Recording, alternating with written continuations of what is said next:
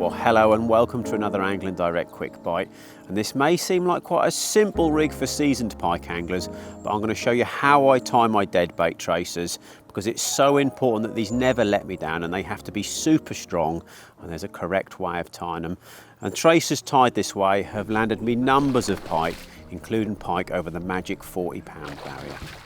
So the first thing you want is a really reliable wire trace. One of my firm favourites is the Drennan E-Sox in 34-pound. And you want to make sure you get the right size crimps to match your wire. It couldn't be easier with the Drennan. On all the packets of crimps, it tells you what size wire they're for. And the first thing you want to do then is trim off maybe 70 centimetres of wire. I quite like the finished pike tracers to be about 60 centimetres long, and there's going to be a bit of wastage. Select one of your crimps, pass the crimp onto the wire trace, followed by the treble hook. Now this is going to be the bottom treble of the trace, so then put the wire back through the crimp, and then I like to go back through the crimp the other way again, and you can get both ends of the wire, gently pull them until you see two tiny little loops form either side of the crimp. Then it's time to crimp the crimp itself.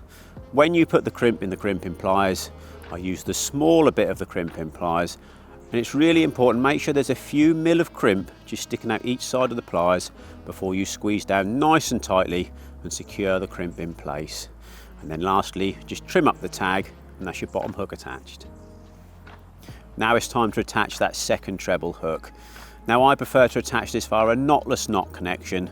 I know some people will crimp them on, but I just think it sits a lot neater on the wire trace. It sits inline on the wire trace, and it's easier to set the hooks, and it looks a bit flusher and neater against the dead bait when you've mounted a bait on there. Now the distance you have these hooks apart, that's all down to your bait choice. Today I'm using eel sections and lamprey sections, and I've got them, say, maybe 7 to 8 centimetres apart.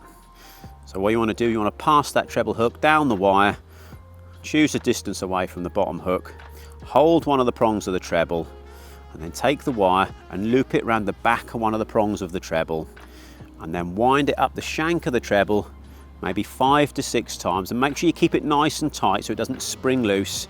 And then once you've got back up to the eye of the treble, just pinch the middle of the treble, pass the wire back through the eye of that hook, and then carefully tighten it down.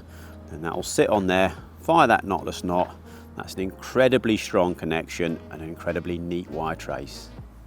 Now it's time to attach the swivel on the end of the trace.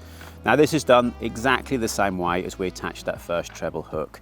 The only difference is I've got a little anti-tangle sleeve to sit on top of it when it's all finished. So that sleeve goes on the wire first, followed by your crimp, then followed by the swivel. In that same process, we pass the wire through the crimp, back through the crimp again, pulling those tag ends tightly till we've got those two little loops formed, and then that's crimped on exactly the same way.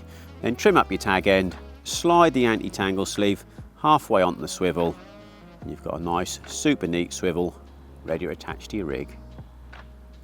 Well, that's the trace all finished, but there's a couple of important things I want to mention before the end of the video, and the eagle-eyed viewers out there might have noticed that those trebles had barbs on them.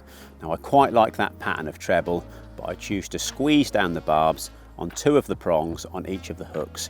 I leave 1 barb on 1 prong, and that's just to hold the dead bait on. And the other thing that makes my tracers a little bit different, I choose not to put any sleeves over the hooks. I know it might look that little bit neater to perhaps the carp anglers out there, but what that does is it traps moisture underneath the hooks. It can cause the hook and the wire wrapped around the hook to go rusty.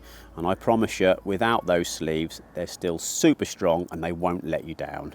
Now there you go, that's how easy it is to tie your own tracers for pike fishing this winter. And all the components that I've used today are all available either online or in your local AD store.